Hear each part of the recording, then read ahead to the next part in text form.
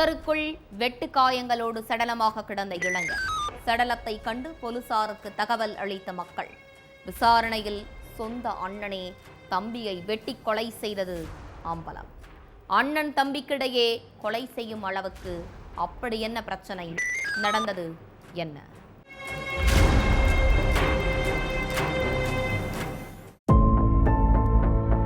Night நேரம் கிராம மக்கள் எல்லாருமே வேலையை முடிச்சுட்டு வீட்டுக்கு போய்கிட்டு இருந்தாங்க.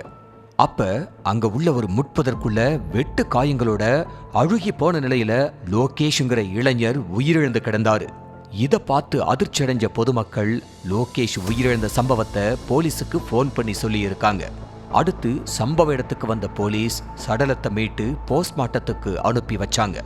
அதுக்கடுத்து லோகேஷ் எப்படி உயிரிழந்தாருன்னு கிராம மக்கள் கிட்ட கேட்டிருக்காங்க போலீஸ். அதுக்கு லோகேஷ அவங்க அண்ணன் பிரகாஷ் தான் லாஸ்டா வெளியில கூட்டிட்டு போனா அவனை பிடிச்சு விசாரிச்சா என்ன நடந்துச்சுன்னு தெரியும்னு சொல்லியிருக்காங்க கிராம மக்கள். இதனால போலீஸ் பிரகாஷ் கிட்ட விசாரிக்க ஆரம்பிச்சாங்க. அதுல பிரகாஷ் போலீஸ் கேட்ட கேள்விக்கு முன்னுக்கு பின் முரணா பதில் அளிச்சிருக்காரு. இதனால அவரை கஸ்டடியில எடுத்து போலீஸ் விசாரிச்சிருக்காங்க. சிவகங்கையில உள்ள பெரிய கோட்டை பகுதியைச் சேர்ந்த பிரகாஷ் எந்த ஒரு வேலைக்கும் போகாம வீட்ல சும்மா தான் இருந்திருக்காரு. இவருக்கு ஒரு அண்ணன் மற்றும் லோகேஷ்ங்கிற ஒரு தம்பி. லோகேஷ் விறகு வெற்ற வேலையை பார்த்துக்கிட்டு இருந்திருக்காரு. அண்ணன் பிரகாஷ் டிகிரி வர படிச்சிருக்காரு. ஆனா அவருக்கு எந்த ஒரு வேலையும் கிடைக்கலன்னு சொல்லப்படுது. லோகேஷ் வீட்ல இருக்கிற யார்கிட்டயுமே பேசவே மாட்டாராம். வேலைக்கு போயிட்டு வீட்டுக்கு வர்ற லோகேஷ் திடீர்னு கோபப்பட்டு வீட்டுல உள்ளவங்க கூட சண்டை போடுறது, வீட்டுல உள்ள பொருட்களை உடைக்கிறதுன்னு பிரச்சனை பண்ணிக்கிட்டு இருந்திருக்காரு.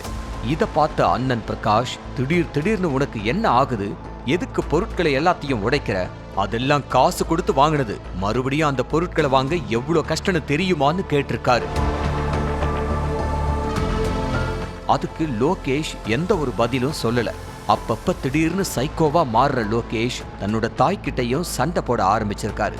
லோகேஷுக்கு உடம்புல ஏதோ ஒரு பிரச்சனை இருக்கு, அதனாலதான் அவன் இப்படி பண்றான்னு நினைச்ச தாய் அவனை ஹாஸ்பிட்டலுக்கு கூட்டிட்டு போய் அட்மிட் பண்ண பிரகாஷ் கிட்ட சொல்லியிருக்காங்க.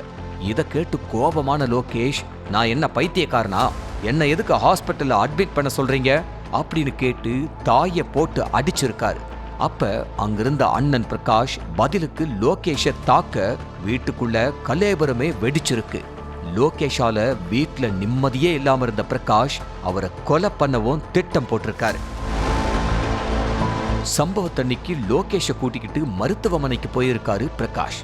அப்ப லோகேஷ் பாதி வழியிலேயே தப்பிச்சு போக பார்த்திருக்காரு.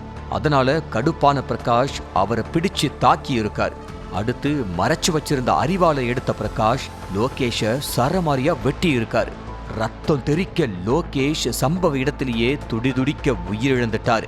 அதுக்கப்புறம் வீட்டுக்கு போன பிரகாஷ் தம்பி எங்கேயோ ஓடி போயிட்டதா சொல்லி ஒன்னும் தெரியாத மாதிரி வீட்டுல இருந்திருக்காரு. ஆனா மறுநாள் நைட்டு லோகேஷோட சடலத்தை பார்த்த பொதுமக்கள் போலீஸுக்கு போன் பண்ணி தகவலை சொல்லிட்டாங்க. அதுக்கடுத்து விசாரணையோட முடிவுல எல்லா உண்மையையும் தெரிஞ்சுக்கிட்ட போலீஸ் பிரகாஷ அரெஸ்ட் பண்ணி சிறையில அடைச்சிட்டாங்க.